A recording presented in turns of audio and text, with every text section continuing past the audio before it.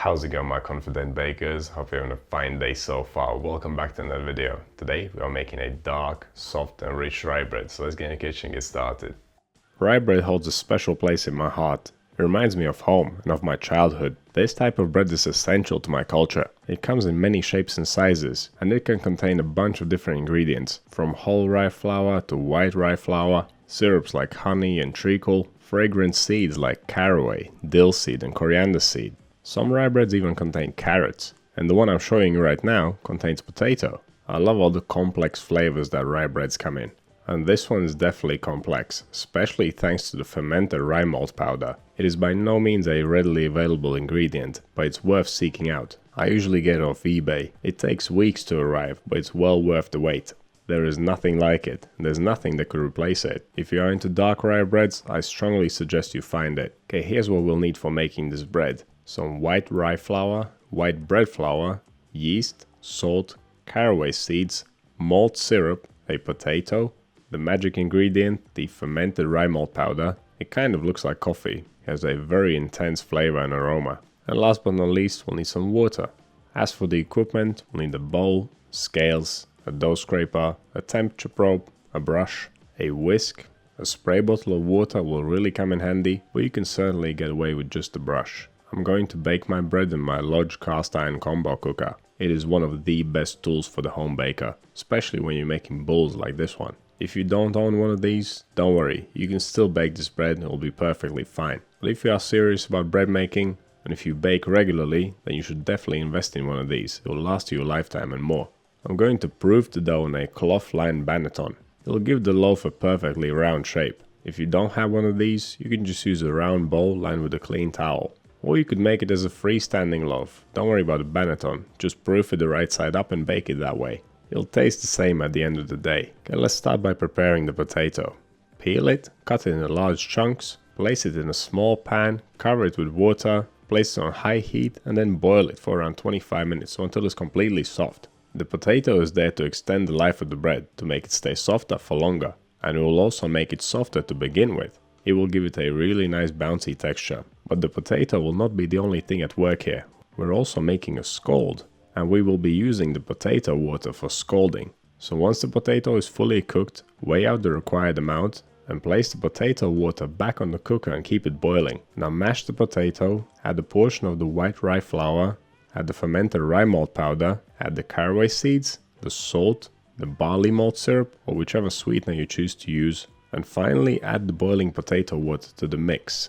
Mixing flour with boiling water cooks the starches, which swell up and absorb more water. They'll also be able to hold on to the water a lot better, and that will keep our bread softer for longer. Usually a scald is made with just flour and water, but we are adding the aromatic ingredients to intensify the flavor, and it also simplifies the process down the line. Okay, mix the scald until it's nice and smooth, cover it and cool it down to room temperature. I usually make this a day ahead of time, but if you want to make it on the same day, it'll take around 3 hours to cool down completely. Once it has cooled down, we can move on to making the dough. There are only 3 ingredients left to add. The yeast, the white bread flour. After adding those, mix them in, and then finally add the remaining white rye flour. And then grab your dough scraper and mix it to a dough. This dough will be quite sticky. Rye bread dough always is. It has a very thick, gluey consistency. It is a little bit annoying and messy to mix, but it's well worth it in the end. Mix it until there is no dry flour left. That's when it's done. We're aiming for final dough temperature around 25 degrees Celsius or 77 degrees Fahrenheit. If your dough is warmer, it will ferment more rapidly. If it's cooler, it will take longer. Adjust the fermentation times accordingly. At the correct temperature, bulk fermentation will take no more than an hour and a half. There is no need to fold this dough, so we're just going to ferment it all the way through. And there is also no pre-shaping and resting in this recipe. So it is a very simple method. Cook the potato, make the scald, wait a little bit, mix the dough, ferment it, shape it, proof it, bake it. You can't get much more hands-off than this, unless you throw this in a baking tin and just proof it and bake it that way. And you could certainly do that. Okay, before we perform the final shaping, we'll pinch a little piece of this dough off. We'll mix it with an equal amount of water, and then we'll use it as a glaze later on. This will give our bread a beautiful and unique crust. Whisk the glaze until it's smooth, and then leave it on the side. Let's move on to final shaping. Dust the dough lightly with flour, flatten it out, then fold the edge over the middle, go around in a circle to reach point where you started. There is not a lot of gluten in this dough, so it will break a little bit, but don't worry about it, it's normal. Once you've folded it up, flip it smooth side up and roll it around on the table just to round it off. Once you're happy with the shape, place the dough in a bread basket with the smooth side down.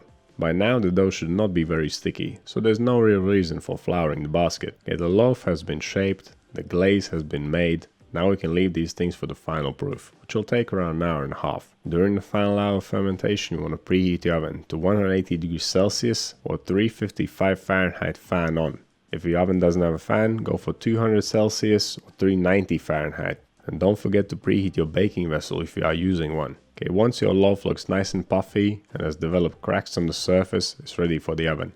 So I'm going to get my hot pan out of the oven. I'm going to use a piece of baking paper to not make a mess of my pan with the glaze.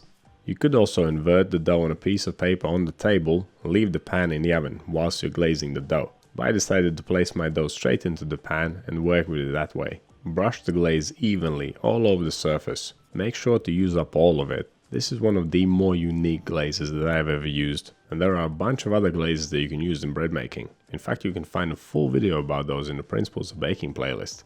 There is a video in which I tested out 15 different glazes. Okay, this thing is ready for the oven, so let's get it in there. The initial bake will take 30 minutes. After 30 minutes, remove the pan from the oven, remove the lid, and place the loaf back into the oven for another 15 minutes of baking. After the 15-minute timer is up, pull the loaf back out of the oven and spray it with water. Really soak it, ensure that the whole crust is wet. This will make the crust super soft, springy and extra shiny. After spraying the loaf with water, it must go back into the oven for another 5 minutes of baking. The final 5 minutes will finish off the crust. And there it is, our beautiful dark rye bread made with white rye flour. I love the crackly crust. It looks like a chocolate brownie, but it doesn't just look great, it smells amazing and it will taste even better. This is my kind of bread. It is super flavorful, has a very soft texture and a nice chew. It will stay soft for many days. And it goes so well with any savory topping that you could throw at it. If you've never tried a bread like this, I would highly suggest it. And if you love rye bread, you should seek out the fermented rye malt powder. There is nothing like it. Once you try it, you'll be hooked. And you can even use it in wheat breads. Don't forget that there is a whole rye bread playlist on my channel full of delicious recipes. And if you're into more whole grain and multigrain breads, check out the whole grain multigrain bread playlist. I have a playlist or video for pretty much anything. This is your one-stop bread making shop. So hang around and bake some bread. So what do you think of this rye bread recipe? And have you tried any of my other rye breads? Let me know down in the comments. If you want to see more videos like this one, click over here. Subscribe to the channel, click right here. That's all I have for you today. Thank you so much for watching. I'll see you in the next one.